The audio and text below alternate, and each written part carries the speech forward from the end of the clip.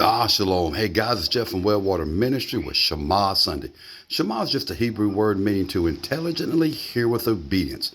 And what I want to Shema today is this. We need revival, especially in America. You see, the adversary has a death grip on us and the world. And really, it's so easy to see.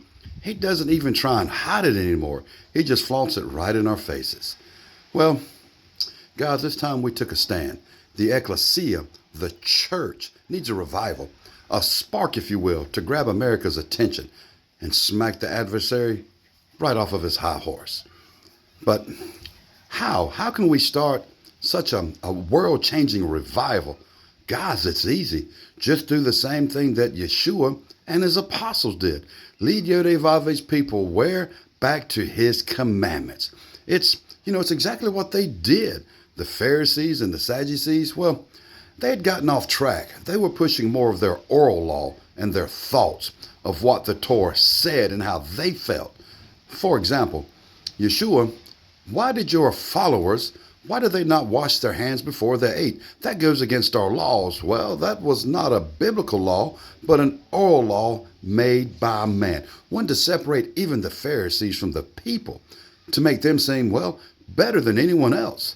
You see, they got off track of the true path, the instructions.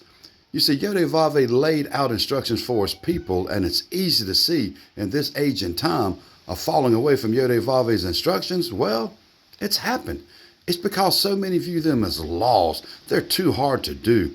Or even as most, well, Yeshua nailed them to the cross.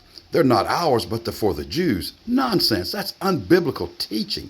Yeshua himself said, what? I came not to abolish the laws, but fulfill. Well, that word fulfill, guys, in its original language, Greek, is plerou, meaning establish, set up, to show. Yes, Yeshua came to establish the law, how we should walk, talk, and live.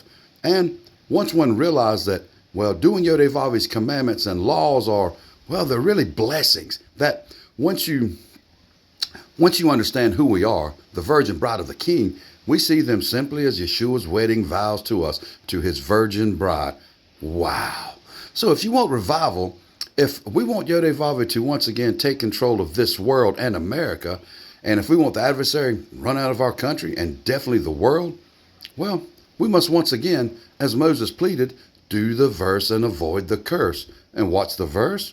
Deuteronomy 28 verse 1. If you Shema, intelligently hear with obedience, and do all my commandments I command ye this day, I will raise you above all nations. Blessings from doing his commandments. A revival would break out if only Christians would come back to all of YHVH's word and follow his instructions on how he wants us to live and follow him and worship him, and quit saying, well, God knows my heart. It's how I feel. Well, it's what we have always done. Excuses made for one reason and one reason only: to do what we want to do and to live as we want to live, and not be totally obedient to his word. So let's start revival today.